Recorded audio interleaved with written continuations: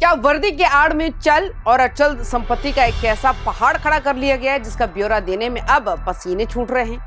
बिहार सरकार और खासकर डिप्टी सीएम सम्राट चौधरी के सख्त तेवर अब उन अफसरों पर भारी पड़ने वाले हैं जो खुद को कानून से ऊपर समझते थे। गृह विभाग ने एक ऐसा नोटिस जारी किया है जिसने राज्य की 9 बड़ी पुलिस इकाइयों में हड़कंप मचा दिया। हिसाब दो वरना अंजाम भुगतने को तैयार रहो।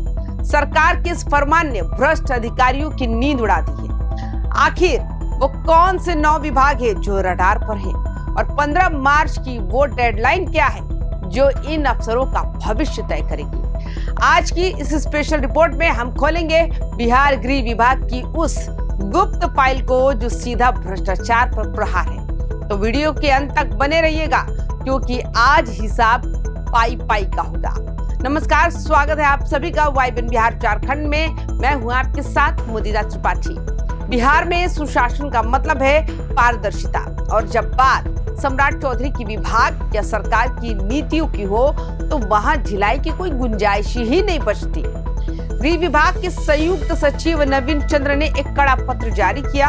इस पत्र का सीधा मतलब ये है कि अब बिहार पुलिस और सैन्य पुलिस के अधिकारियों को अपनी एक एक इंच जमीन, एक एक रुपया बैंक बैलेंस और अपनी देनदारियों का पूरा कच्चा चिट्ठा सरकार के सामने रखना होगा। नियम तो ये था कि 31 दिसंबर 2025 तक ही ये डिटेल्स देनी थी, लेकिन कई रसूखदार अफसरों ने इसे हल्के में ले लिया। अब सरकार ने साफ कह दिया है, ये आखिरी चेतावनी है। 15 मार्च 2026 तक हिसाब दो वरना कार्रवाई के लिए तैयार रहो। दोस्तों, सरकार ने किसी को छोड़ा नहीं है। उन 9 प्रमुख पुलिस इकाइयों और निदेशालय को सीधे तौर पर चिन्हित किया गया जिन्होंने अब तक रिपोर्ट जमा नहीं की। ध्यान से सुनिए ये नाम: महानिरीक्षक आर्थिक अपराध इकाई EOU, सहायक महानिरीक्षक बिहार सैन्य पुलिस यानी BMP और रेलवे बिहार पुलिस अकादमी के सहायक निदेशक पुलिस अधीक्षक, वायरलेस सैनिक कल्याण निदेशालय विशेष शाखा जो स्पेशल ब्रांच है, बिहार सैन्य पुलिस की 5 और 14 बटालियन के पुलिस उपाधीक्षक। हैरानी की बात तो यह है कि जो विभाग खुद भ्रष्टाचार पर लगाम लाते हैं जैसे आर्थिक अपराध इकाई, उन्हीं के कुछ कर्मियों ने अब तक अपनी संपत्ति का ब्यौरा तक नहीं दिया। सम्राट चौधरी का स्पष्ट संदेश है कि चाहे आप कितने भी बड़े पद पर क्यों ना हो, नियम सबके लिए बराबर बराबर है। दोस्तों, आखिर सरकार इन 9 इकाइयों पर ही इतनी सख्त क्यों है? सूत्र बताते हैं कि इनमें से कई विभाग ऐसे हैं जिन्हें मलाईदार माना जाता है, जहां फंड्स का लेन देन और रसूख बहुत ज्यादा होता है। सम्राट चौधरी का मानना है कि भ्रष्टाचार की जड़ें अक्सर इन्हीं बड़े दफ्तरों के गलियारों से शुरू होती है। चर्चा तो ये भी है कि कई अफसरों ने अपने रिश्तेदारों और करीबियों के नाम पर बेनामी संपत्तियां खड़ी कर दी। इस नोटिस का एक गुप्त मकसद ये भी है कि जब अधिकारी अपनी संपत्ति घोषित करेंगे तो सरकार उनके पुराने रिकॉर्ड से उसका मिलान करेगी। अगर आय और संपत्ति के बीच जमीन आसमान का अंतर मिला तो समझ लीजिए कि उस अफसर की उल्टी गिनती शुरू हो गई। सम्राट चौधरी का साफ कहना है कि वर्दी सेवा के लिए है, मेवा खाने के लिए नहीं। सरकार इस बार सिर्फ कागजों पर रिपोर्ट नहीं मांग रही। संयुक्त सचिव ने निर्देश दिया है कि सभी कर्मियों की संपत्ति का विवरण हार्ड कॉपी और सॉफ्ट कॉपी दोनों में तत्काल उपलब्ध कराया जाए। इतना ही नहीं, गृह विभाग के IT प्रबंधक को आदेश भी दिया गया है कि इस पूरी रिपोर्ट को विभागीय वेबसाइट पर अपलोड किया जाए, यानी कि अब जनता भी देख सकेगी कि किस अफसर के पास कितनी संपत्ति है।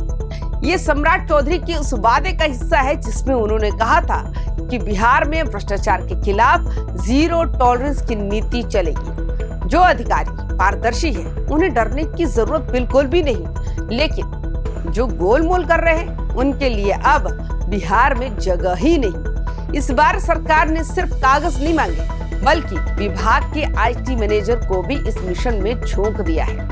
गृह विभाग की योजना है कि एक ऐसा डिजिटल डैशबोर्ड तैयार किया जाए जहां हर अधिकारी की संपत्ति का ब्यौरा पब्लिक डोमेन में रहे। इससे होगा क्या?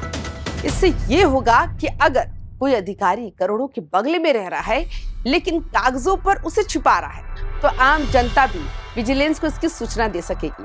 सम्राट चौधरी का ये डिजिटल प्रहार उन लोगों के लिए है जो फाइलों को दबाने में माहिर थे। अब हार्ड कॉपी के साथ साथ सॉफ्ट कॉपी अनिवार्य करने का मतलब यही है कि डेटा में हेराफेरी की गुंजाइश जीरो हो जाए। विशेषज्ञों का मानना है कि ये कदम राज्य में प्रशासनिक और वित्तीय अनुशासन बनाए रखने के लिए बहुत जरूरी था। अक्सर देखा जाता है कि पुलिस और सैन्य पुलिस इकाइयों में कुछ लोग पद का गलत फायदा उठाकर अकूत संपत्ति जमा कर लेते हैं। इस निर्देश के माध्यम से सरकार ये सुनिश्चित करना चाहती है कि किसी भी वित्तीय अनियमितता या बेनामी संपत्ति की पहचान समय रहते की जा सके। अगर कोई कर्मचारी 15 मार्च तक रिपोर्ट नहीं सौंपता है तो उसके खिलाफ न केवल अनुशासनात्मक कार्रवाई होगी बल्कि आय से अधिक संपत्ति का मामला भी दर्ज किया जा सकता है। सम्राट चौधरी के नेतृत्व में सरकार का यह हंटर अब रुकने वाला नहीं है। दोस्तों, बात सिर्फ नोटिस और जवाबदेही तक की नहीं रुकेगी। अंदर खाने की खबर यह भी है कि जो अधिकारी 15 मार्च तक संतोषजनक जवाब नहीं दे पाएंगे उनकी एक ब्लैक लिस्ट तैयार की जाएगी। सम्राट चौधरी सरकार के उस फॉर्मूले पर काम कर रहे हैं जिसमें दमदार और कामचोर अफसरों को जबरन रिटायरमेंट देकर घर भेज दिया जाएगा। बिहार के इतिहास में यह पहली बार होगा जब इतनी बड़ी संख्या में पुलिस इकाइयों को एक साथ अल्टीमेटम दिया गया है। ये मैसेज सिर्फ इन 9 इकाइयों के लिए नहीं है बल्कि बिहार के हर उस सरकारी सेवक के लिए है जो जनता की कमाई पर डाका डाल रहा है।